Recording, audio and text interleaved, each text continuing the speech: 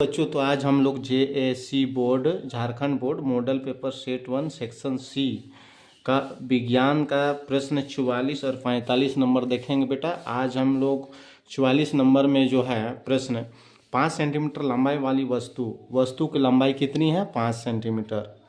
वस्तु 30 सेंटीमीटर वक्रता त्रिज्या कितना है? 30 सेंटीमीटर वाले उत्तल दर्पण के सामने 20 सेंटीमीटर दूरी पर रखी है। क्या चीज़ को रखा गया है?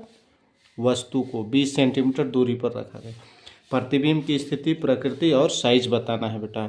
तो सबसे पहले 5 सेंटीमीटर लंबा वाला वस्तु, तो वस्तु की लंबाई यानी ऊंचाई h बराबर कितना है? 5 सेंटीमीटर बेटा। 30 सेंटीमीटर वक्रता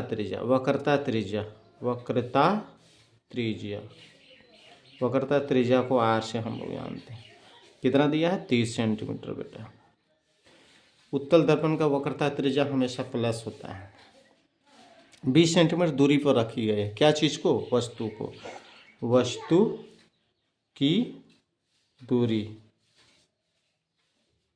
की दूरी यानी u कितना सेंटीमीटर? 20 सेंटीमीटर। हमेशा माइनस होता है बेटा। निकालना है हमको। क्या निकालना है? r दिया है, u दिया है, r और u दिया है, f निकालना है। f equal to question mark focus दूरी। दूसरा, प्रतिबिंब की स्थिति, प्रकृति और साइज भी बताना है। साइज यानी आकार भी बताना है, तो h डैश भी निकालेंगे। आगे सबसे पहले r दिया है तो हम लोग का f निकल जाएगा। तो सूत्र क्या है हम लोग का? f बराबर r/2। तो r कितना दिया है? 30/2 करते हैं, काट देंगे तो 15 होगा। ये f जो है फोकस दूरी 15 सेंटीमीटर। आगे दर्पण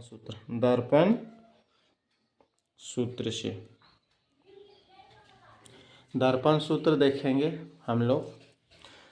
दर्पण सूत्र क्या होता है? 1/f equal to 1/v plus 1/u बेटा।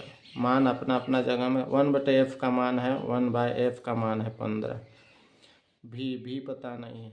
u का मान -20 बेटा, -20।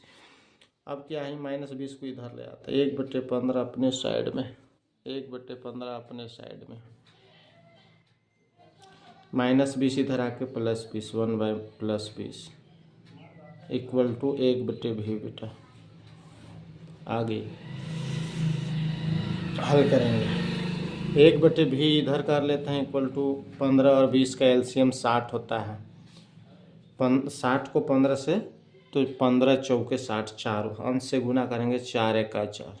उसी तरह 20 को 60 को 20 से देंगे तो 20 दिया 60, 3 एका 3, 4 और 3 कितना हो गया बेटा? 4 3 7/60 क्रॉस मल्टीप्ले 7 भी इक्वल टू 60 हो जाएगा। और भी पक्षांतर करेंगे तो 60 ऊपर 7 नीचे, 7 8 56, 4 आया तो 7 5 35, फिर 7 7 49, लगभग इतना सेंटीमीटर आ रहा है वस्तु का प्रतिबिंब।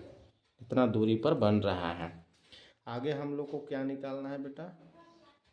आगे हम लोग को निकालना है आवर्धन। तो आवर्धन m बराबर क्या होता है? m बराबर होता है v/u या h'/h। तो v का मान कितना दिया है यहाँ पर? 8.57।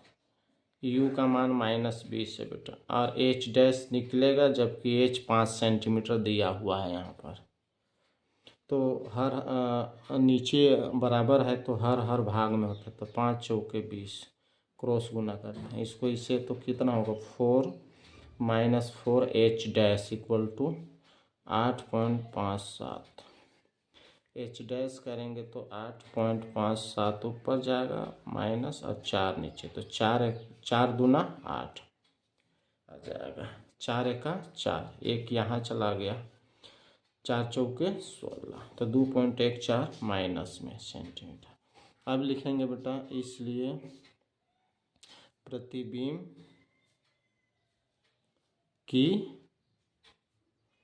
प्रतिबिंब की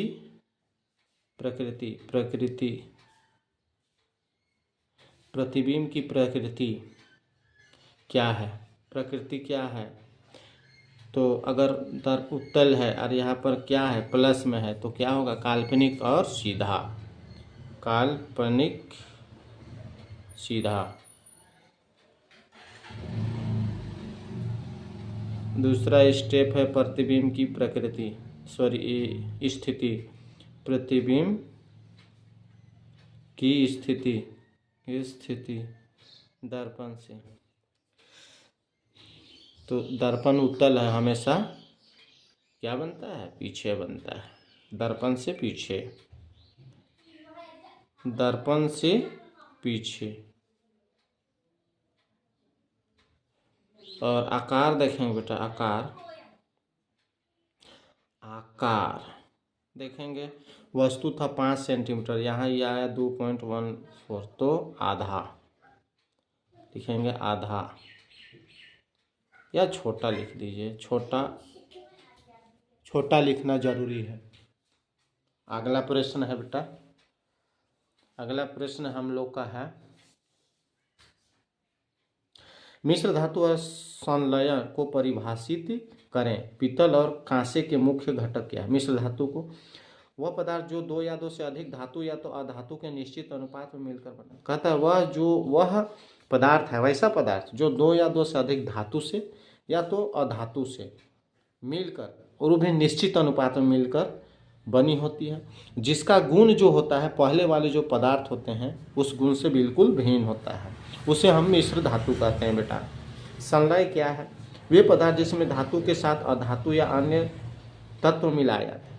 वे पदार्थ जो है जिसमें धातु और अधातु के साथ अन्य तत्व मिलाकर उसका गुण को चेंज कर दिया जाता है, उसको हम संलय कहते हैं। पीतल किससे किससे बना है, तो तांबा और जस्ता से। कांसा किससे बना है बेटा, तांबा और टिन से। धन्यवाद।